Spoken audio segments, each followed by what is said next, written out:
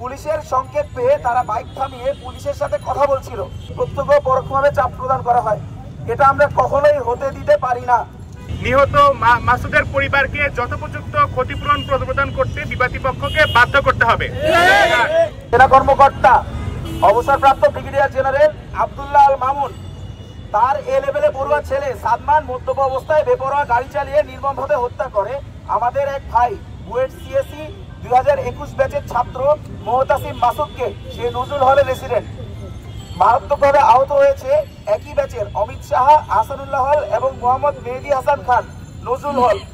এখন পর্যন্ত এই ঘটনার বিবরণ সম্পর্কে আমরা অমিতের কাছ থেকে যা জানতে পেরেছি তা হলো, পুলিশের সংকেত পেয়ে তারা বাইক থামিয়ে পুলিশের সাথে কথা বলছিল। আমরা সুস্পষ্ট প্রমাণ পেয়েছি যে এই ঘটনায় অভিযুক্ত চালক মদ্যপ অবস্থায় ছিলেন এবং বেপরোয়াভাবে গাড়ি চালাচ্ছিলেন। আমরা এই ঘটনার গভীরভাবে শোক জ্ঞাপন করি এবং নিহতের আত্মার মাগফিরাত ও আহতদের দ্রুত সুস্থতা কামনা করি।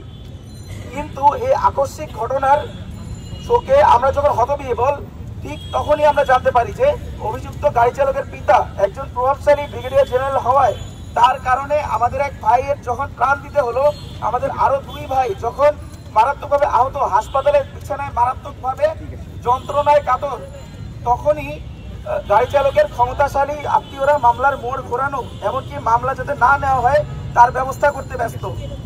অতীতেও আমরা দেখেছি যে অপরাধী যদি প্রভাবশালী হয় তাহলে বিভিন্নভাবে প্রভাব খাটিয়ে ভিকটিমের পরিবারকে ভয়ভীতি দেখিয়ে হুমকি ধামকি দিয়ে ভিকটিমের পরিবারকে মামলা না করার জন্য চাপ প্রদান করে প্রাথমিকভাবে মামলা হলেও পরবর্তীতে বিভিন্ন ধাপে মামলা তুলে নেওয়ার জন্য প্রত্যক্ষ পরোক্ষভাবে চাপ প্রদান করা হয়। এটা আমরা কখনোই হতে দিতে পারি না। শেষ খবর পাওয়া পর্যন্ত হত্যা মামলা লেখার প্রক্রিয়া চলছে। আমরা আমাদের ভাইয়ের হত্যার সুষ্ঠু ও অতি সত্বর বিচার চাই। যে কোনো মূল্যে ক্ষমতার বিপরীতে ন্যায়ের প্রতিষ্ঠা হোক, যে কোনো মূল্যে, সেটাই আমাদের দাবি। আমাদের দাবি সমূহ: এক, যে কোনো মূল্যে এই ঘটনার অতি দ্রুত সর্বোচ্চ শাস্তি নিশ্চিত করতে হবে।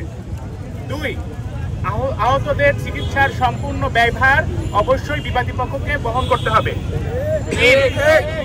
নিহত মাসুদের পরিবারকে যথোপযুক্ত ক্ষতিপূরণ প্রদান করতে বিবাদী পক্ষকে বাধ্য করতে হবে। তদন্ত কার্যক্রমে বাধা প্রদানের চেষ্টা করলে তাদের বিরুদ্ধে অভিযোগ সাপেক্ষে আইনানুগ ব্যবস্থা গ্রহণ করতে হবে। পাঁচ, আহতদের স্বাভাবিক জীবনে ফিরে আসার ব্যাপারে বুয়েট কর্তৃপক্ষকে সর্বোচ্চ সহযোগিতার ব্যাপারে আমরা আহ্বান জানাচ্ছি। সড়কে যেন আর কারো প্রাণ না ঝরে, নিরাপদ সড়ক আইন বাস্তবায়ন করতে নিশ্চিত করতে সরকারের কাছে আমরা জোর দাবি জানাচ্ছি। সংবাদ, ফিচার ও অনুষ্ঠানের জন্য ভিজিট করুন সংবাদ প্রকাশের ওয়েবসাইট এবং যুক্ত থাকুন ফেসবুক পেজ ও ইউটিউব চ্যানেলের সঙ্গে।